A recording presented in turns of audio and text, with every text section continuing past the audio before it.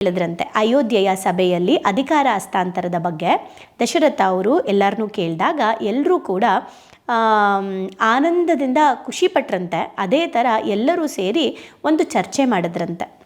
ಮಾಡಿಬಿಟ್ಟು ಒಂದು ಒಮ್ಮತ ನಿರ್ಧಾರಕ್ಕೆ ಬಂದು ದಶರಥನಿಗೆ ಹೇಳಿದ್ರಂತೆ, ನಿನಗೆ ಸಾವಿರಾರು ವರ್ಷ ಆಗಿದೆ ಅಥವಾ ನೀನು ವೃದ್ಧ ಆಗಿದೆಯಾ, ರಾಮನ್ನ ನೀನು ರಾಜನಾಗಿ ಮಾಡೋದು ಸರಿ, ಆದರೆ ನಿನಗೆ ಬರೀ ವಯಸ್ಸಾಗಿದೆ ಅಂತ ರಾಮನ್ನ ರಾಜ ಮಾಡೋದು ಅಂತ ಅಲ್ಲ, ಅವರು ರಾಜನಾಗಬೇಕು ಅನ್ನೋದು ನಮ್ಮೆಲ್ಲರ ಆಸೆ ಕೂಡ ಅಂತ ಹೇಳ್ತಾರಂತೆ.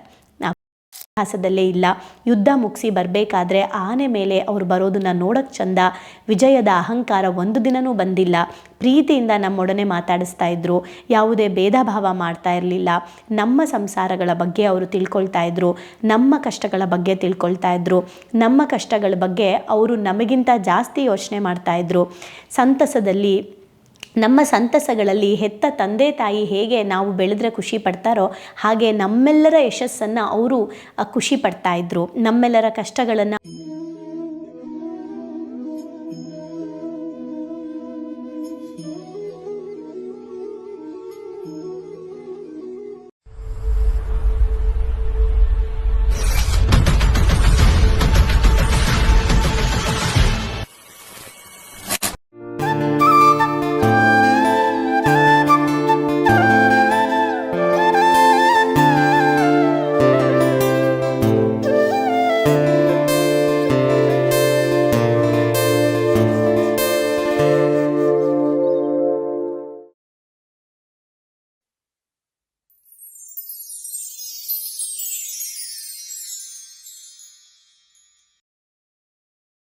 ನಮಸ್ತೆ. ಸ್ಫೂರ್ತಿ ರಾಮಾಯಣ 2 ಅಯೋಧ್ಯ ಕಾಂಡ ಬರೆದಿರುವಂಥವರು ಜಗದೀಶ ಶರ್ಮಾ ಸಂಪಾ ಅವರು. ಇವತ್ತು ನಾವು ಓದಕ್ಕೆ ಹೋಗ್ತಾ ಇರೋ ಚಾಪ್ಟರ್ ಯಾವುದು ಅಂದರೆ, ಏನೇನೆಲ್ಲ ಕಲಿತಿದ್ದೀರಾ ಅಂತ ಚಾಟ್ ಬಾಕ್ಸಲ್ಲಿ ಹಾಕಿ ಆಯಿತಾ. ಸೊ ಇವತ್ತು ನಾವು ಓದಕ್ಕೆ ಹೋಗ್ತಾ ಇರೋ ಚಾಪ್ಟರು ಅವನೇ ನಮ್ಮ ರಾಜ.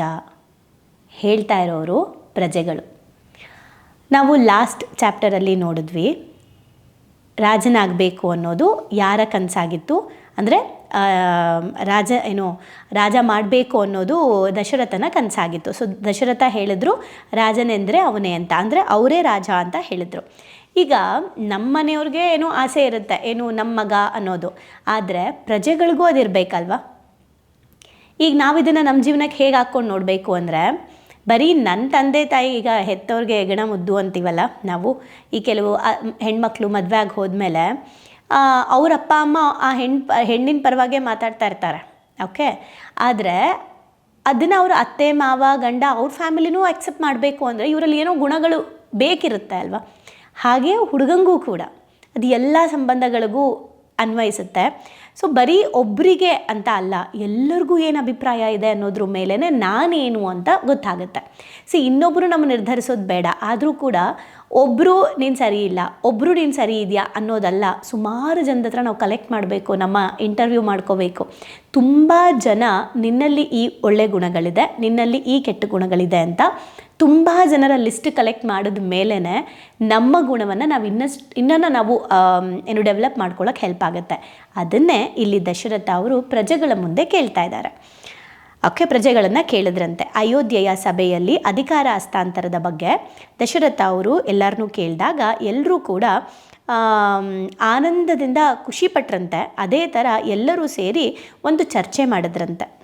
ಮಾಡಿಬಿಟ್ಟು ಒಂದು ಒಮ್ಮತ ನಿರ್ಧಾರಕ್ಕೆ ಬಂದು ದಶರಥನಿಗೆ ಹೇಳಿದ್ರಂತೆ, ನಿನಗೆ ಸಾವಿರಾರು ವರ್ಷ ಆಗಿದೆ ಅಥವಾ ನೀನು ವೃದ್ಧ ಆಗಿದೆಯಾ, ರಾಮನ್ನ ನೀನು ರಾಜನಾಗಿ ಮಾಡೋದು ಸರಿ, ಆದರೆ ನಿನಗೆ ಬರೀ ವಯಸ್ಸಾಗಿದೆ ಅಂತ ರಾಮನ್ನ ರಾಜ ಮಾಡೋದು ಅಂತ ಅಲ್ಲ, ಅವರು ರಾಜನಾಗಬೇಕು ಅನ್ನೋದು ನಮ್ಮೆಲ್ಲರ ಆಸೆ ಕೂಡ ಅಂತ ಹೇಳ್ತಾರಂತೆ.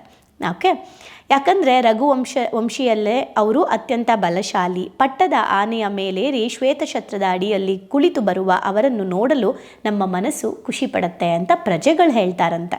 ಅಂದರೆ ಜನಗಳು ಇದು ಹೇಗೆ ಅಂದರೆ, ನಾವಿವ್ರನ್ನ ಯಾವ ಥರ ನೋಡ್ಬೋದು ಅಂದರೆ, ನಮ್ಮ ಮಂತ್ರಿಗಳು ಅಥವಾ ಮುಖ್ಯಮಂತ್ರಿಗಳಾಗಿರ್ಬೋದು ಅಥವಾ ಯಾವುದೇ ಇವಾಗೆಲ್ಲ ಎಲೆಕ್ಷನ್ ಆಗ್ತಾ ಇದೆ ಅಲ್ವಾ, ಈ ಎಲೆಕ್ಷನ್ನು ನಿಜವಾಗ್ಲೂ ಪ್ರಜೆಗಳ ಆಸೆ, ಪ್ರಜೆಗಳಿಂದ ಪ್ರಜೆಗಳಿಗೋಸ್ಕರ ಅಂತ ಏನು ನಾವು ಹೇಳ್ತಾ ಇದ್ದೀವಿ, ನಿಜವಾಗ್ಲೂ ಪ್ರಜೆಗಳು ಆಯ್ಕೆ ಮಾಡ್ತಾ ಇದ್ದಾರಾ? ಆ್ಯಂಡ್ ಒಬ್ಬ ಮಂತ್ರಿ ಆಗೋದಕ್ಕೆ ಒಂದು ಒಂದು ಒಳ್ಳೆಯ ಸ್ಥಾನ, ಇಡೀ ದೇಶವನ್ನು ನಡೆಸೋ, ಇಡೀ ರಾಜ್ಯವನ್ನು ನಡೆಸೋವಂತಹ ಒಂದು ಮುಖ್ಯವಾದ ಸ್ಥಾನದಲ್ಲಿ ಇರುವಂತಹ ಪ್ರತಿಯೊಬ್ಬ ವ್ಯಕ್ತಿಯೂ ಕೂಡ ರಾಮನ ಗುಣಗಳನ್ನು ಅಳವಡಿಸ್ಕೊಳ್ಳೇಬೇಕು. ರಾಮನ ಗುಣಗಳೇ ಇಲ್ಲ, ಆದರೆ ರಾಮಂತರ ಅಧಿಕಾರ ಬೇಕು ಅಂತ ಇದೆ. ಇವತ್ತು ಪ್ರಜೆಗಳು ಕೂಡ, ಪ್ರಜೆಗಳಿಗೆ ಆ ಆಯ್ಕೆನೇ ಇಲ್ಲ. ಮೂರಲ್ಲಿ ಉಳಿದವರು ರಾಜ ಅಂತೀವಲ್ಲ, ಸೊ ಆ ಥರ ನಾವು ಮಾಡಂಗಾಗ್ಬಿಟ್ಟಿದೆ. ಆದರೆ ಇಲ್ಲಿ ನೋಡಿ, ಪ್ರಜೆಗಳು ರಾಮನ್ನ ಆಯ್ಕೆ ಮಾಡೋಕ್ಕೆ ಪ್ರಜೆಗಳಲ್ಲಿ ರಾಮನ ಬಗ್ಗೆ ಇದ್ದಂಥ ಅಭಿಪ್ರಾಯಗಳು, ದಶರಥ ತಂದೆಗೆ ಇದ್ದಂಥ ಅಭಿಪ್ರಾಯ ಬೇರೆ, ಓಕೆ. ಆದರೆ ಈಗ ಪ್ರಜೆಗಳಿಗೇನು ಅಭಿಪ್ರಾಯ ಇದೆ ಅಂತ, ಅವ್ರು ಪ್ರಜೆಗಳು ಹೆಂಗೆ ಅವ್ರನ್ನ ನೋಡಿದ್ದಾರೆ ಅಂತ. ಆಗ ದಶರಥನಿಗೆ ಮಾತು ಕೇಳಿ ತುಂಬ ಖುಷಿ ಆಯ್ತಂತೆ. ಆದರೂ ಕೂಡ ಇನ್ನೊಂದು ಸ್ವಲ್ಪ ಡಿಫ್ರೆಂಟಾಗಿ ಕ್ವೆಶನ್ ಕೇಳಿದ್ರಂತೆ. ಅದೇನೆಂದರೆ, ಆಯಿತು ನಾನು ರಾಮನಿಗೆ ಪಟ್ಟ ಕಟ್ತೀನಿ ಅಂದ ತಕ್ಷಣ ನೀವೆಲ್ಲ ರಾಮ ರಾಜನಾಗೋದು ನನಗೂ ಇಷ್ಟ ಅಂತ ಹೇಳ್ತಾ ಇದ್ದೀರಾ, ಅಂದಮೇಲೆ ನಿಮಗೆ ನಾನು ರಾಜ ಆಗಿದ್ದು ಇಷ್ಟ ಆಗಿರಲಿಲ್ವಾ ಅಂತ ಕೇಳಿದ್ರಂತೆ. ಓಕೆ, ನಾನು ರಾಜ ಆಗಿದ್ದು ನಿಮ್ಗೆ ಇಷ್ಟ ಇಲ್ವಾ, ನನ್ನ ಬಗ್ಗೆ ಏನು ಅಭಿಪ್ರಾಯ ಇದೆ ನಿಮಗೆ ಅಂತ ಕೇಳಿದ್ರಂತೆ. ಆಗ ಅಲ್ಲಿರೋರೆಲ್ಲರೂ ಹೇಳಿದ್ರಂತೆ, ನಿನ್ನ ಮಗನಿಗೆ ಲೆಕ್ಕವಿಡಲಾಗದಷ್ಟು ಕಲ್ಯಾಣ ಗುಣಗಳಿವೆ. ನಮಗೆ ಇಷ್ಟವಾದ, ಖುಷಿ ಕೊಟ್ಟಂತಹ ಕೆಲವು ಗುಣಗಳನ್ನು ಹೇಳ್ತೀನಿ ಕೇಳು ನೀನೇನೆ ಅಂತ ಪ್ರಜೆಗಳು ರಾಮನ ಬಗ್ಗೆ, ಅಂದರೆ ಮಗನ ಬಗ್ಗೆ ದಶರಥನಿಗೆ ಹೇಳಕ್ಕೆ ಶುರು ಮಾಡಿದ್ರಂತೆ. ಇದಾದ ಮೇಲೆ ನೀವೇ ಹೇಳಿ ಯಾಕೆ ನಾವೆಲ್ಲ ಇಷ್ಟಪಡ್ತಾ ಇದ್ದೀವಿ ಅಂತ ಕೇಳಿದ್ರಂತೆ. ಅದೇನು ಅಂದರೆ, ಅವರು ಧೀಮಂತ, ಓಕೆ, ನಮಗೆ ದೇವರೇ ಅವರು, ದೇವರ ಸ್ವರೂಪನೇ ಅವರು, ನಮ್ಮ ದೇವರು, ನಮ್ಮ ದೇವತೆ ಅಂತ ಹೇಳಿದ್ರೆ ತಪ್ಪಾಗಲ್ಲ. ಸೊ ನಮ್ಮ ದೇವತೆ ಅವನು ಅಂತ ಹೇಳಿದ್ರೆ ತಪ್ಪಾಗಲ್ಲ. ಸತ್ಯಕ್ಕೆ ನಿಷ್ಠೆಯಿಂದ ಇದ್ದವರು, ಧರ್ಮದಲ್ಲಿ ನಿರತವಾಗಿರುವಂಥವರು, ಸಜ್ಜನರು, ಶೀಲವಂತರು, ಅವರಲ್ಲಿ ಅಸೂಯೆ ನಾವು ಕಂಡಿಲ್ಲ. ತುಂಬ ಸಹನೆಯೂ ಇದೆ, ಎಲ್ಲರಿಗೂ ಸಮಾಧಾನ ಮಾಡೋ ಗುಣವೂ ಇದೆ, ಅವರೂ ಕೂಡ ಸಮಾಧಾನವಾಗಿರ್ತಾರೆ. ಕೃತಜ್ಞತೆ ಅವರಲ್ಲಿ ಹೆಚ್ಚಾಗಿದೆ. ಇಂದ್ರಿಯಗಳ ಮೇಲೆ ಅವ್ರಿಗೆ ಹತೋಟಿ ಇದೆ. ನಮ್ಮ ಇಂದ್ರಿಯಗಳ ಮೇಲೆ ನಮಗೆ ಹತೋಟಿ ಇರೋದಿಲ್ಲ ಅಲ್ಲ. ಇಂದ್ರಿಯಗಳ ಮೇಲೆ ಹತೋಟಿ ಇಲ್ಲದೆ ಇರೋದ್ರಿಂದನೇ ಇವತ್ತು ಎಷ್ಟೋ ಜಗತ್ತಲ್ಲಿ ಕೊಲೆ, ರೇಪು ಏನೇನೋ ನಡೀತಾ ಇದೆ. ಒಂದು ಚಿಕ್ಕ ಆ ಕಂಟ್ರೋಲ್ ಸಿಗಿದೆ. ಆದರೆ ಆ ಇಂದ್ರಿಯಗಳ ಮೇಲೆ ಹತೋಟಿ ರಾಜನಾದವನಿಗೆ ಇರಬೇಕು. ಮಂತ್ರಿ ಅವ್ರಿಗೆ ಆ ಕಂಟ್ರೋಲ್ ಇರಬೇಕು, ಸೆಲ್ಫ್ ಕಂಟ್ರೋಲ್ ಇರಬೇಕು. ಅದು ರಾಮನಲ್ಲಿ ಇದೆ. ಮನಸ್ಸಲ್ಲಿ ದೃಢವಾಗಿದೆ, ದೃಢವಾದ ನಿರ್ಧಾರವನ್ನು ತಗೊತಾರೆ. ಯಾವಾಗಲೂ ಭವ್ಯವಾಗಿ ಕಾಣಿಸ್ತಾರೆ. ನೋಡಿದ್ರೆ ಇಷ್ಟವಾಗುವಂತೆ ಮಾತಾಡ್ತಾರೆ. ಹಾಗಂತ ಯಾರನ್ನೂ ಮೆಚ್ಚಿಸ್ಬೇಕು ಅನ್ನೋ ಗುಣ ಇಲ್ಲ. ಅವರಿರೋದೇ, ಅವರ ಸ್ವಭಾವನೇ ಹಾಗಾಗ್ಬಿಟ್ಟಿದೆ. ವಿದ್ಯಾವಂತರಿಗೆ ತುಂಬಾ ರೆಸ್ಪೆಕ್ಟ್ ಮಾಡ್ತಾರೆ. ಹಾಗೆ ವಿದ್ಯೆಗೆ ಯಾವಾಗಲೂ ಕೂಡ ತಲೆಬಾಗ್ತಾರೆ. ವಿದ್ಯೆ, ಇವತ್ತು ನಾವು ವಿದ್ಯೆ ಅಂದರೆ ಬರೀ ಅಕಾಡೆಮಿಕ್ ಅಂತ ಅಲ್ಲ, ಜೀವನಕ್ಕೆ ಬೇಕಾಗಿರೋ ಎಲ್ಲ ವಿದ್ಯೆಗಳಿಗೂ ನಾವೆಷ್ಟು ರೆಸ್ಪೆಕ್ಟ್ ಮಾಡ್ತಾ ಇದ್ದೀವಿ. ಓಕೆ, ನಾನೇ ಒಂದು ಮಿಸ್ಟೇಕ್ ಮಾಡಿದೆ ರೀಸೆಂಟಾಗಿ. ನನ್ನ ಮಗ ಮತ್ತು ನನ್ನ ಅಣ್ಣನ ಮಗನ್ನ ಒಂದು ಕೋರ್ಸ್ಗೆ ಹಾಕಬೇಕು ಅಂತ ನಾನು ನನ್ನ ಅತ್ತಿಗೆ ಜೊತೆ ಡಿಸ್ಕಸ್ ಮಾಡ್ತಾ ಇದ್ದೆ. ಅವಳೇನು ಹೇಳಿದ್ಲು, ಅದರದ್ದು ಚಾರ್ಜು ತುಂಬ ಜಾಸ್ತಿ ಇತ್ತು. 5 ಡೇಸ್ಗೆ ಬರೀ 5 ದಿನ 2 ಅವರು, ಅಂದರೆ ನಮಗೆ ಒಂದು 10 ಅವರ್ಸು 10 ಅವರ್ಸ್ ಕೋರ್ಸ್ಗೆ ತುಂಬ ಜಾಸ್ತಿ ಚಾರ್ಜ್ ಇತ್ತು ಅದು. ಅವಳು ಇದು ತುಂಬ ಜಾಸ್ತಿ ಆಯಿತು, 5 ಡೇಸ್ಗೆ 2 ಅವರ್ಸ್ ಅಂದರೆ 10 ಅವರ್ ಹೇಳ್ಕೊಡ್ತಾರೆ, ಆಮೇಲೆ ಪ್ರಾಕ್ಟೀಸ್ ಮಾಡಿಸಲ್ಲ, ಆಮೇಲೆ ಏನೂ ಹೇಳ್ಕೊಡಲ್ಲ, ಬಿಟ್ಬಿಡ್ತಾರೆ, ಇದಕ್ಕೆ ಇಷ್ಟೊಂದು ಜಾಸ್ತಿ ಆಯ್ತಲ್ವಾ ಅಂತ ಹೇಳಿದ್ಲು. ನಾನು ಅಲ್ವಾ ತುಂಬ ಜಾಸ್ತಿ ಆಯಿತು ಅಂತ ನಾನು ಅವಳ ಜೊತೆ ಮಾತಾಡಿಬಿಟ್ಟೆ. ಮಾತಾಡಾದಮೇಲೆ ಹೌದು ನೋಡೋಣ ತಾಳು ಅಂತ ಹಿಂಗೆಲ್ಲ ಮಾತಾಡಿದೆ. ಅದಾದಮೇಲೆ ನನಗದು ನಮ್ಮೊಳಗಡೆ ಪದೇ ದಿನ ನಾವು ಆ ಪಾತಲ್ಲಿದ್ದಾಗ ಯೋಚನೆ ಬರುತ್ತೆ ಅಂತೀವಲ್ಲ, ಸಡನ್ನಾಗಿ ನನಗೆ ಅನ್ನಿಸ್ತು, ವಿದ್ಯೆ ಅಂತ ಬಂದಾಗ ಜೀವನದಲ್ಲಿ ಅಕಾಡೆಮಿಕ್ ಎಜುಕೇಷನ್ಗೆ ಲಕ್ಷ ಕೊಟ್ಟು ಓದಿಸ್ತಾ ಇದ್ದೀವಿ. ಆದರೆ ಈ ಥರ ವಿದ್ಯೆಗಳೆಲ್ಲ ಎಲ್ರಿಗೂ ಸಿಗೋವಂಥದ್ದಲ್ಲ. ಆ ಥರ ವಿದ್ಯೆಗಳಿಗೆ ನಾನು ಲೆಕ್ಕ ಹಾಕ್ತಾ ಇದ್ದೀನಾ, ದುಡ್ಡು ಜಾಸ್ತಿ ಆಯಿತು ಅಂತ ಹೇಳ್ತಾ ಇದ್ದೀನಾ, ಈ ಬಟ್ಟೆಗಳು ಚೌಕಾಸಿ ಮಾಡೋ ಥರ ವಿದ್ಯೆನ ಚೌಕಾಸಿ ಮಾಡ್ತಾ ಇದ್ದೀನಾ, ಅದರಲ್ಲೂ ಇಂಥ ಕಲಿಕೆಗಳನ್ನು ನಾನು ಚೌಕಾಸಿ ಮಾಡ್ತಾ ಇದ್ದೀನಾ, ನಾನೂ ಕೂಡ ಒಂದು ಎಜುಕೇಷನ್ನ ಕೊಡೋ ಥರ ಆಗಿ ನಾನು ಇನ್ನೊಬ್ಬರು ಕಾಸ್ಟ್ನ ಅಳತೆ ಮಾಡ್ತಾ ಇದ್ದೀನಾ ಅಂತ ಅನಿಸ್ತು. ಅವ್ರು ಏನೇ ಇಟ್ಟಿರಲಿ, ಅದು ಅವರ ಒಂದು ಇದು. ನನಗೆ ನಮ್ಮ ಸ್ಪಿರಿಚುವಲ್ ಮಾಸ್ಟರ್ ಹೇಳ್ಕೊಟ್ಟಿರೋದು, ನೀವು ಮಾಡೋ ಕ್ಲಾಸ್ಗಳಿಗೆ ಧರ್ಮದಿಂದ, ಓಕೆ, ಧರ್ಮದ ಪ್ರಕಾರ ಎಷ್ಟು ಅವರಿಗೂ ಒಳ್ಳೆಯದಾಗಬೇಕು, ನಿಮಗೂ ಒಳ್ಳೆಯದಾಗಬೇಕು ಅಷ್ಟೇ ಚಾರ್ಜನ್ನು ಮಾಡಿ. ದಯವಿಟ್ಟು ಆ ವಿದ್ಯೆಗೆ ನೀವು ಲಕ್ಷಾಂತರ ರೂಪಾಯಿ ಮಾಡಬೇಡಿ. ಒಂದೊಂದು ಸೆಷನ್ ಮಾಡ್ತೀರಾ ಅಂದರೆ ಒಂದೊಂದು ಸೆಷನ್ಗೆ ಇವತ್ತು 30,000, 40,000, 20,000, 10,000 ಒಂದೊಂದು ಸೆಷನ್ಗಳಿಗೇ ಲೈಕ್ ಒಂದು ದಿನಕ್ಕೆ ಆಯಿತಾ. ಒಂದು ದಿನ ಹೇಳ್ಕೊಟ್ಟು ಬಿಡೋಕ್ಕೆ ಲಕ್ಷಾಂತರ ರೂಪಾಯಿ ತೊಗೋತಾ ಇದ್ದಾರೆ, ಸಾವಿರಾರು ರೂಪಾಯಿ ತೊಗೋತಾ ಇದ್ದಾರೆ. ಆದರೆ ಅದಲ್ಲ ಅನ್ನೋದು ಧರ್ಮದಿಂದ ನೀವು ನಿರ್ಧಾರ ಮಾಡಬೇಕು ಒಂದು ಅಮೌಂಟನ್ನು ಅಂತ ನನಗೆ ನಮ್ಮ ಗುರುಗಳು ಹೇಳಿದರು. ಈ ಥರ ವಿದ್ಯೆಗಳು, ಆಧ್ಯಾತ್ಮದ ಕೆಲವು ಗುರುಗಳನ್ನ ಮೀಟ್ ಮಾಡಿದಾಗಲೇ ನಮ್ಮಲ್ಲೂ ಅದು ಬರೋದು. ಇಲ್ಲಾಂದರೆ ನಾವು ಹೇಗೆಗೋ ಕಲ್ತಿದ್ದೀವಿ ಅಂದ್ಬಿಟ್ಟು ಹೆಂಗೆ ಬೇಕಂಗೆ ಇಟ್ಬಿಡ್ತೀವಿ. ಸೊ ಈ ಥರ ತಿಳ್ಕೊಂಡಿದ್ದವಳಾಗಿ ನಾನೇ ವಿದ್ಯೆ ಬಗ್ಗೆ ಹಿಂಗೆ ಮಾತಾಡಿಬಿಟ್ಟೆ ನನ್ನ ಅತ್ತಿಗೆ ಜೊತೆ. ಆಮೇಲೆ ನಂಗೆ ರಿಯಲೈಸ್ ಆಯಿತು. ಆಮೇಲೆ ಇಲ್ಲ ಓಕೆ ಅಂದ್ಬಿಟ್ಟು ನಾನು ಅವಳಿಗೆ ಹೇಳಿದೆ, ಇಲ್ಲ ಎಜುಕೇಷನ್ ವಿಚಾರದಲ್ಲಿ ನಾವು ಎಷ್ಟೆಷ್ಟೋ ಕೊಡ್ತೀವಿ. ಈಗ ಕ್ರಿಕೆಟ್ ಕೋಚ್ಗೆ ಹಾಕಿದ್ರೆ ಎಷ್ಟು, ಕೋಚಿಂಗ್ ಹಾಕಿದ್ರೆ ಎಷ್ಟು ಕೊಡ್ತೀವಲ್ಲ. ಸೊ ಈ ಥರದ್ದೆಲ್ಲ ಇರಬೇಕಾದ್ರೆ ನಾವು ಇಂಥ ವಿದ್ಯೆಗಳಿಗೆಲ್ಲ, ಜೀವನಕ್ಕೆ ಸಂಬಂಧಪಟ್ಟಂಥ ವಿದ್ಯೆಗಳಿಗೆ ಲೆಕ್ಕ ಹಾಕಬಾರ್ದು, ಎಲ್ಲೆಲ್ಲೋ ಖರ್ಚು ಮಾಡ್ತಾ ಇರ್ತೀವಿ ಅಂತ ಅಂದ್ಕೊಂಡು ಓಕೆ ಆಯಿತು ಜಾಯಿನ್ ಮಾಡೋಣ. ಬಟ್ ಜಾಯಿನ್ ಮಾಡೋಕ್ಕೆ ಏನಂತಾರೆ, ಈ ಕಾಸ್ಟ್ ವಿಚಾರದಲ್ಲಿ ಇನ್ನು ಮುಂದೆ ಹಿಂಗೆ ಮಾತಾಡೋದು ಬೇಡ ಅಂತ ನನ್ನೊಳಗಡೆ ನಾನು ಡಿಸೈಡ್ ಮಾಡಿಕೊಂಡೆ. ಅದು ರಾಮ ಮಾಡ್ತಾ ಇದ್ದರು ಅಂತ, ಅವರದು ದಾರಿ ತಪ್ತಾನೆ ಇರಲಿಲ್ಲ ನಮ್ಗಳ ಥರ. ಓಕೆ, ಸೊ ಅವ್ರಿಗೆ ವಿದ್ಯೆ ಬಗ್ಗೆ ಪಕ್ಕಾ ಗೊತ್ತಿತ್ತು. ಆ ವಿದ್ಯೆಗೆ ಅವ್ರು ಯಾವಾಗಲೂ ತಲೆ ಬಾಗ್ತಾಯಿದ್ರು. ಯಶಸ್ಸು, ಕೀರ್ತಿ ದಿನದಿಂದ ದಿನಕ್ಕೆ ಅವರಲ್ಲಿ ಹೆಚ್ಚಾಗ್ತಾ ಹೋಗ್ತಾಯಿತ್ತು. ದೇವತೆಗಳು, ಹಸುರರು, ಮನುಷ್ಯರು ಇವರ ಎಲ್ಲರನ್ನೂ ಕೂಡ ಅವರು ಕೈವಶ ಮಾಡ್ಕೊಂಡು ಇಟ್ಕೊಳ್ಳೋ ಅಂತಹ ಕೆಪಾಸಿಟಿ ರಾಮನಲ್ಲಿ ಇತ್ತು. ವಿದ್ಯೆಯ ದಡವನ್ನು ತಲುಪಿದ್ರು, ವಿದ್ಯೆಯ ಒಂದು ಕೊನೆಯ ಒಂದು ದಡವನ್ನು ತಲುಪಿದ್ರು. ಹಾಗೆ ಕಲಿಯೋದ್ರಲ್ಲಿ ಯಾವಾಗಲೂ ಅವರು ಹೇಗೆ ಕಲಿಯೋಕ್ಕೆ ಯಾವಾಗಲೂ ಹೇಗೆ ಅವರು ವಿದ್ಯೆಗೆ ಬೆಲೆ ಕೊಡ್ತಾಯಿದ್ರು ಅನ್ನೋದಕ್ಕೆ ಒಂದು ಕತೆ ನಿಮ್ಮೆಲ್ರಿಗೂ ಗೊತ್ತಿರ್ಬೋದು. ರಾವಣನ ಒಂದು ಡೆತ್ ಟೈಮಲ್ಲಿ ಅರ್ಜುನನಿಗೆ ಕೃಷ್ಣ ಹೇಳ್ತಾರೆ, ಓಕೆ ರಾಮ ಹೇಳ್ತಾರೆ, ಏನು ಲಕ್ಷ್ಮಣಂಗೆ, ನಾನು ಮಹಾಭಾರತ ರಾಮಾಯಣ ಮಿಕ್ಸ್ ಮಾಡಿಬಿಟ್ಟೆ, ಸಾರಿ. ಸೊ ರಾಮ ಹೇಳ್ತಾರೆ ಏನು ಲಕ್ಷ್ಮಣಂಗೆ, ಹೋಗು, ರಾವಣ ಮಹಾಜ್ಞಾನಿ, ಸೊ ಅವರು ಇನ್ನೇನು ಜೀವ ಬಿಡ್ತಾ ಇದ್ದಾರೆ, ಹೋಗ್ಬಿಟ್ಟು ಈ ಸಾಯೋ ಮುಂಚೆ ಏನಾದರೂ ಕಲ್ತ್ಕೊಂಡು ಬಾ ಅವ್ರ ಹತ್ರ ಅಂತ ಹೇಳಿ ಕಳಿಸ್ತಾರೆ. ಓಕೆ, ರಾಮ ಅದರಲ್ಲೇ ನಾವು ನೋಡಬೇಕು ರಾಮಂಗೆ ಕಲಿಯೋದ್ರ ಮೇಲೆ ಎಷ್ಟು ಆಸಕ್ತಿ ಇತ್ತು. ರಾವಣ ಇವ್ರ ಆಪೋಸಿಟ್, ರಾವಣನ ಸಾಯೋ ಸಮಯದಲ್ಲೂ ಕೂಡ ರಾವಣನಿಂದ ಏನಾದರೂ ಕಲಿಬೇಕು ಅಂತ ಹೇಳಿ ಲಕ್ಷ್ಮಣಂಗೆ ಹೇಳ್ತಾರೆ. ಅಂದರೆ ಇದು ಕೃಷ್ಣ ರಾಮ ಎಲ್ಲ ಒಂದೇ, ಎಲ್ಲರಲ್ಲೂ ಆ ಗುಣಗಳಿದೆ.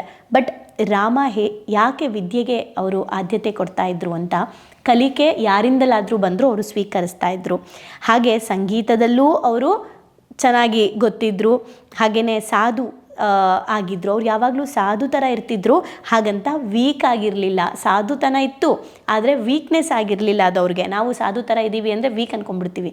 ಓಕೆ, ಸಾಧು ಥರನೂ ಇದ್ದರು, ಆದರೆ ವೀಕ್ ಅಲ್ಲ, ಬುದ್ಧಿವಂತ ಕೂಡ ಹೌದು. ಗುರುಗಳಿಗೆ ಬೆಲೆಯನ್ನು ಕೊಡ್ತಾಯಿದ್ರು. ಗ್ರಾಮದ ನಗರಗಳಿಗೆ ಏನು ಗ್ರಾಮದ ಅಥವಾ ನಗರದ ಸಲುವಾಗಿ ಲಕ್ಷ್ಮಣನ ಜೊತೆ ಅವ್ರು ಯಾವಾಗಲೂ ಕೂಡ ಏನು ಯುದ್ಧಕ್ಕೆ ಹೋದರೆ ಸೋತು ಬಂದಿದ್ದು ಇತಿಹಾಸದಲ್ಲೇ ಇಲ್ಲ.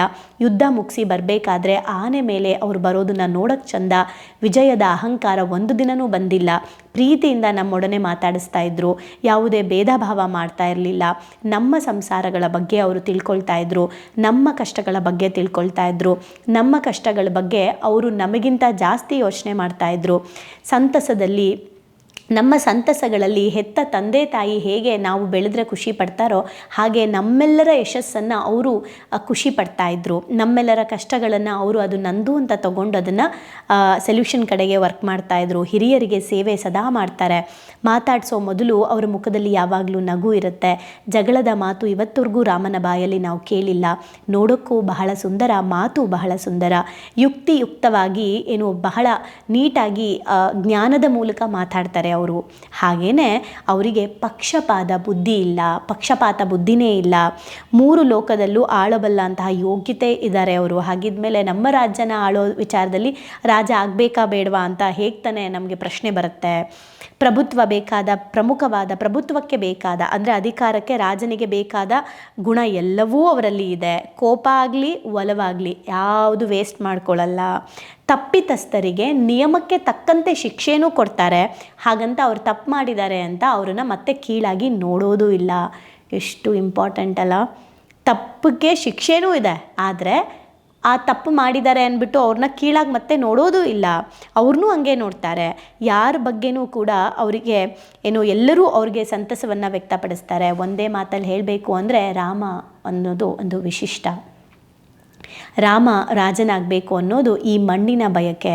ಇಂಥವರು ನಿಮ್ಮ ಮಗ ಇರೋದು ನಮ್ಮ ಭಾಗ್ಯ. ಹಳ್ಳಿ ಪಟ್ಟಣ ಅನ್ನೋ ಭೇದ ಇಲ್ಲ. ಊರಿನವರು ಅವರ ಬಗ್ಗೆ ಯಾವಾಗಲೂ ಕೂಡ ಅಂದರೆ ಜನಗಳೇ ಅವ್ರಿಗೆ ಒಳ್ಳೆಯದಾಗಲಿ ಅಂತ ಪ್ರತಿದಿನ ಪ್ರಾರ್ಥನೆ ಮಾಡ್ತಾರೆ. ಪ್ರತಿದಿನ ಅವ್ರಿಗೆ ಒಳ್ಳೆಯದಾಗಲಿ ಅಂತ ಕಂಡ ದೇವರುಗಳಿಗೆ ಸಂಜೆ ಬೆಳಗ್ಗೆ ಪ್ರಾರ್ಥನೆಗಳನ್ನು ಮಾಡ್ತಿರ್ತಾರೆ. ಅಂಥ ಒಂದು ವ್ಯಕ್ತಿ ನಮ್ಮ ರಾಜನಾಗೋದು ನಮ್ಮ ಭಾಗ್ಯ ಆಗಿದೆ ಅಂತ ಹೇಳ್ತಾರೆ. ಆ್ಯಂಡ್ ಫೈನಲಿ ಅವರು ರಾಜ ಆಗಬೇಕಾಗಿರೋದು ಯಾಕೆ ಅಂದರೆ ನಮ್ಮ ಹಿತದೃಷ್ಟಿಗೋಸ್ಕರ ಅವರೇ ರಾಜ ಆಗಬೇಕು ಅಂತ ಹೇಳ್ತಾರೆ. ನಾವು ಯಾರನ್ನಾದರೂ ಆಯ್ಕೆ ಮಾಡಬೇಕು ಅಂದರೆ, ಲೀಡರ್ ಮಾಡಬೇಕು ಅಂದರೆ ನಮಗೆ ಗೊತ್ತಿರಬೇಕು ಈ ವ್ಯಕ್ತಿಯ ಜೊತೆಗೆ ನಾವು ಹೋದರೆ ನಮ್ಮ ಜೀವನ ಸಾರ್ಥಕವಾಗುತ್ತೆ. ಈ ವ್ಯಕ್ತಿ ಜೊತೆಲಿ ನಾವಿದ್ದರೆ ಸಾಕು, ಈ ಹೂವಿನೊಂದಿಗೆ ನಾರು ಕೂಡ ಸ್ವರ್ಗ ಸೇರ್ತು ಅನ್ನೋ ಹಾಗೆ ಈ ಥರದ ವ್ಯಕ್ತಿ ಜೊತೆಲಿ ಇದ್ದರೆ ಸಾಕು ನಾವು ಸ್ವರ್ಗಕ್ಕೆ ಸೇರ್ತೀವಿ ಅನ್ನೋ ಭಾವನೆ ಪ್ರಜೆಗಳಲ್ಲಿ ಮೂಡಬೇಕು. ಅಂದರೆ ಆ ಥರ ಆ ಒಂದು ಗುಣಗಳು ಇದ್ದಾಗಲೇ ಅವ್ರಿಗೆ ರಾಜ ಆಗುವಂತಹ ಅಧಿಕಾರಕ್ಕೆ ಬರುವಂತಹ ಒಂದು ವ್ಯಕ್ತಿತ್ವ ಅವರಲ್ಲಿ ರೂಪುಗೊಂಡಿರುತ್ತೆ. ಹಾಗಾಗಿ ಇದು ನಾವಿಲ್ಲಿ ನೋಡಬೇಕಾಗಿರೋದು, ರಾಮನಿಗೆ ಹೆಣ್ಣುಮಕ್ಕಳು ಕೂಡ ಬಹಳ ಗೌರವ ಕೊಡ್ತಾಯಿದ್ರು, ರಾಮ ಹೆಣ್ಣಿಗೂ ಕೂಡ ಅಷ್ಟೇ ಗೌರವನ ಕೊಡ್ತಾಯಿದ್ರು. ಫೈನಲಿ ಇವತ್ತು ನಮ್ಮ ರಾಜಕೀಯ ಪರಿಸ್ಥಿತಿ ಕೂಡ ಅದ್ಭುತವಾಗಬೇಕು ಅಂದರೆ ಮೇ ಬಿ ಇದನ್ನೆಲ್ಲ ಪೊಲಿಟಿಷಿಯನ್ಸು ಕೇಳಿಸ್ಕೋಬೇಕನ್ಸುತ್ತೆ. ಸಾಧ್ಯವಾದರೆ ನಿಮ್ಮ ರಿಲೇಷನ್ಸಲ್ಲಿ ಯಾರಾದರೂ ಯಾವುದಾದ್ರೂ ಪಾರ್ಟಿಗಳಲ್ಲಿ ಕೆಲಸ ಮಾಡ್ತಿದ್ರೆ ಕಳಿಸಿ ಇದನ್ನೆಲ್ಲ. ಓಕೆ, ಈ ಗುಣಗಳಿರುವಂತಹ ವ್ಯಕ್ತಿ ನಮ್ಮ ಮುಖ್ಯಮಂತ್ರಿಗಳಾದರೆ, ನಮ್ಮ ಪ್ರಧಾನಮಂತ್ರಿಗಳಾದರೆ, ಅಥವಾ ಈ ಗುಣಗಳನ್ನು ಹೊಂದಿರುವಂಥವರು ಅಧಿಕಾರಕ್ಕೆ ಬಂದರೆ ಹೇಗಿರುತ್ತೆ ನಮ್ಮ ರಾಜ್ಯ, ಕರ್ನಾಟಕ ರಾಜ್ಯ. ಓಕೆ, ಹಾಗೆ ಈ ಗುಣಗಳನ್ನು ನಾವು ಅಳವಡಿಸ್ಕೊಂಡ್ರೆ ನಮ್ಮ ಕುಟುಂಬದ ಜೊತೆ ನಾವು ಎಷ್ಟು ಚೆನ್ನಾಗಿ ಬದುಕ್ಬೋದು, ಎಷ್ಟು ಅನ್ಯೋನ್ಯವಾಗಿ ಬದುಕ್ಬೋದು. ನಾವು ಯಾವುದಾದ್ರೂ ಬಿಸ್ನೆಸ್ಸಲ್ಲಿದ್ದರೆ ಈ ಗುಣಗಳನ್ನ ನಾವು ಅಳವಡಿಸ್ಕೊಂಡ್ರೆ ನಮ್ಮ ಬಿಸ್ನೆಸ್ ಕೂಡ ನಾವೆಷ್ಟು ಚೆನ್ನಾಗಿ ಡೆವಲಪ್ ಮಾಡ್ಬೋದು, ನಮ್ಮ ಟೀಮ್ನ, ನಮ್ಮ ಎಂಪ್ಲಾಯೀಸ್ನ ಎಷ್ಟು ಚೆನ್ನಾಗಿ ನೋಡ್ಕೋಬೋದು, ಎಷ್ಟು ಸೇವೆ ಮಾಡ್ಬೋದು ನಾವು ಸಮಾಜಕ್ಕೆ ಅಲ್ವಾ. ಸೊ ಹೆಣ್ಮಕ್ಳಿಗೆ ಗೌರವ ಕೊಡೋದಾಗಿರ್ಬೋದು, leader should lead by example ಅಂತ ಏನು ಹೇಳ್ತೀವಿ, ಅದಕ್ಕೆ ಇನ್ನೊಂದು ಅರ್ಥನೇ, ಇನ್ನೊಂದು ಹೆಸರಿದೆ ಅಂದರೆ ಅದು ರಾಮ ಅಂತ ಹೇಳ್ಬೋದು. ಹಾಗೆ ನಾವು ತುಂಬ ಇಂಪಾರ್ಟೆಂಟ್, ರಾಮನ ಪೂಜೆ ಮಾಡ್ತೀವಿ, ರಾಮನ ಭಜನೆ ಮಾಡ್ತೀವಿ, ರಾಮನ ಆರಾಧನೆನ ಮಾಡ್ತೀವಿ. ಆದರೆ ರಾಮನ ಗುಣಗಳನ್ನು ಎಷ್ಟು ಅಳವಡಿಸ್ಕೊಂಡಿದ್ದೀವಿ ಅಂತ ಯೋಚನೆ ಮಾಡಬೇಕಾಗಿದೆ. ಪೂಜೆ ಮಾಡೋದ್ರಿಂದ, ಆರಾಧನೆ ಮಾಡೋದ್ರಿಂದ ರಾಮನ ಖುಷಿಯಾಗುತ್ತೋ ಇಲ್ವೋ ಗೊತ್ತಿಲ್ಲ, ನಮ್ಮ ಸಮಾಧಾನಕ್ಕೆ ನಾವು ಮಾಡ್ತೀವಿ. ಆದರೆ ನಮ್ಮಲ್ಲಿ ರಾಮನ ಗುಣಗಳನ್ನು ಅಳವಡಿಸ್ಕೊಂಡ್ರೆ ರಾಮನೇ ಯಾವಾಗಲೂ ನಮ್ಮ ಜೊತೆಯಲ್ಲಿರ್ತಾರೆ. ಆ್ಯಂಡ್ ಈ ರಾಮನ ಬಗ್ಗೆ ಮಾತಾಡಬೇಕಾದ್ರೆ ಒಂದು ವಿಚಾರ ನಾನು ಹೇಳಬೇಕು. ನೆಕ್ಸ್ಟು ಬರುವಂತಹ ಶ್ರೀರಾಮನವಮಿ ಏನಿದೆ ಅದಕ್ಕೆ ರಾಮನ ಬಗ್ಗೆ ನಾನೊಂದು ಹಾಡನ್ನು ಬರ್ತಿದ್ದೀನಿ. ಆ ಹಾಡಿಗೆ ಆಲ್ರೆಡಿ ಮ್ಯೂಸಿಕ್ ರೆಡಿ ಆಗಿದೆ, ಅದನ್ನು ಲಾಂಚ್ ಮಾಡ್ತೀವಿ. ನನ್ನ ಭಾವನೆಗಳನ್ನು ರಾಮನ ಹೆಸರಲ್ಲಿ ಬರ್ತಿದ್ದೀನಿ. ನಾನು ಅನುಭವಿಸಿರೋ ನೋವುಗಳು, ಅದಕ್ಕೆ ರಾಮನ ಸಾತು, ನನ್ನಲ್ಲಿರುವಂತಹ ಹೇಗಿರಬೇಕು, ನಾನು ಒಬ್ಬ ವ್ಯಕ್ತಿ ಹೇಗಿರಬೇಕು, ರಾಮ ಜೊತೆಯಲ್ಲಿ ಇರ್ತಾನೆ ಅನ್ನೋ ನಂಬಿಕೆ ನಮ್ಮಲ್ಲಿದ್ದಾಗ ನಾವು ಹೇಗಿರಬೇಕು ಅನ್ನೋದು ಒಂದು ಹಾಡಲ್ಲಿ ಬರ್ತಿದ್ದೀನಿ. ಗೊತ್ತಿಲ್ಲ ನೋಡಿ, ನಾನು ಮಾರ್ಚ್ ತಿಂಗಳಲ್ಲಿ ಇದನ್ನು ಓದ್ತಾ ಇದ್ದೀನಿ. ನೆಕ್ಸ್ಟ್ ಬರ್ತಾ ಇರೋದನ್ನು ನಾನು ನೆಕ್ಸ್ಟ್ ಅದು ಮುಂದೆ ಬರ್ತಾ ಇದೆ. ಆ ಹಾಡು ಈಗಲೇ ನಾನು ನಿಮ್ಗೆ ಹೇಳ್ತಾ ಇದ್ದೀನಿ ಬರ್ತಿದೆ ಅಂತ. ಖಂಡಿತ ನಾವೇನು ಹಾಡುಗಳಿಂದ ಪರಿವರ್ತನೆ ಅನ್ನೋದು ನಮ್ಮದು ಇನ್ನೊಂದು ಸೆಗ್ಮೆಂಟ್ ಇದೆ ಅಲ್ವಾ, ಅಂದರೆ ಇನ್ನೊಂದು ಸರಣಿ ನಡೀತಾ ಇದೆ. ಈಗಾಗಲೇ ನಿಮಗೆ 4 ಹಾಡುಗಳು ನೀವು ಆಲ್ರೆಡಿ ಕೇಳಿದ್ದೀರ ಅಲ್ವಾ. ಹ್ಯಾಪಿ ನ್ಯೂ ಇಯರ್ ಸಾಂಗ್ ಆಗಿರ್ಬೋದು, ಸಂಕ್ರಾಂತಿ ಸಾಂಗ್ ಆಗಿರ್ಬೋದು, ಮತ್ತು ನಮ್ಮ ವ್ಯಾಲೆಂಟೈನ್ಸ್ ಡೇ ಕೂಡ ನಾನು ಮಾಡಿದೆ. ಅಂದರೆ ವ್ಯಾಲೆಂಟೈನ್ಸ್ ಡೇಗೆ ಮಾಡಿದ ಉದ್ದೇಶ ಏನಂದರೆ ಕ್ಷಮೆ ಕೇಳಬೇಕು ಸಂಬಂಧದಲ್ಲಿ ಅನ್ನೋದನ್ನು ಅರ್ಥ ಮಾಡಿಸ್ಕೊಳ್ಳೋಕ್ಕೋಸ್ಕರ, ಸಂಬಂಧಗಳು ಬಿಡೋದು ಬೇಡ ಅಂತ ಹೇಳಿ. ಹಾಗೆ ಶಿವರಾತ್ರಿದು ನಾನು ಮಾಡಿದೆ. ನೆಕ್ಸ್ಟು ಬರುತ್ತೆ ಆಯಿತಾ. ಈಗ ಮಹಿಳಾ ದಿನಾಚರಣೆ ದಿನ ಒಂದು ಹಾಡು ಬರ್ತಾ ಇದೆ. ಒಟ್ಟಿನಲ್ಲಿ ಈ ಗುಣಗಳು ನಮ್ಮಲ್ಲಿ ಇದ್ದರೆ ನಮ್ಮ ಜೀವನ ಎಷ್ಟು ಚೆನ್ನಾಗಿರುತ್ತೆ ಅಂತ ನನಗೆ ಏನು ಹೇಳಬೇಕು ಅಂತ ಸೀರಿಯಸ್ಲಿ ಗೊತ್ತಾಗ್ತಾ ಇಲ್ಲ. ಓದಿ ಇದನ್ನು. ನನ್ನ ಪ್ರಕಾರ ಡೈಲಿ ಸುಮ್ಮನೆ ಓಪನ್ ಮಾಡೋದು, ಒಂದು ವಿಚಾರ ನೋಡೋದು, ಇದರಲ್ಲಿ ನಾನಿವತ್ತು ಜೀವಿಸಬೇಕು ಅಂದ್ಕೊಂಡ್ರೆ ಸಾಕು ಅನಿಸುತ್ತೆ. ನಮ್ಮ ಲೈಫಲ್ಲಿ ಅದು ಆಗ್ತಾ ಹೋಗುತ್ತೆ. ಆ್ಯಂಡ್ ಸಬ್ಕಾನ್ಷಿಯಸಲ್ಲಿ ಈ ಥರ ನಾನು ಇರ್ತೀನಿ ಅಂತ ಡೈಲಿ ಅಟ್ರ್ಯಾಕ್ಟ್ ಮಾಡ್ತಾ ಹೋಗಿ ನಮಗೆ ಗೊತ್ತಿಲ್ಲದೆ ಆ ಥರ ಇರೋಕ್ಕೆ ಶುರು ಮಾಡ್ತೀವಿ. ಹಾಗೆ ಆಧ್ಯಾತ್ಮದ ಪ್ರಾಕ್ಟೀಸ್ ಏನಿದೆ, ಈಗ ಆಲ್ರೆಡಿ ನಮ್ಮ ಭಾವನೆಗಳಿಗೊಂದು ಶಾಲೆಯಲ್ಲಿ ಆಧ್ಯಾತ್ಮದ ಪ್ರಾಕ್ಟೀಸ್ ನಡೀತಾ ಇದೆ, ಆಧ್ಯಾತ್ಮದ ಪ್ರಕ್ರಿಯೆಗಳು ನಡೀತಾ ಇದೆ. ಅವನನ್ನು ತಲುಪೋದಕ್ಕೆ ನೂರಾರು ದಾರಿಗಳಿದೆ. ಆದರೆ ನಿಜವಾಗ್ಲೂ ತಲುಪಕ್ಕಿರುವಂತಹ ದಾರಿಯನ್ನು ನಾವು ಆಯ್ಕೆ ಮಾಡ್ಕೊಂಡು ಹೋಗ್ತಾ ಇದ್ದೀವಿ ಆಧ್ಯಾತ್ಮದ ಮೂಲಕ.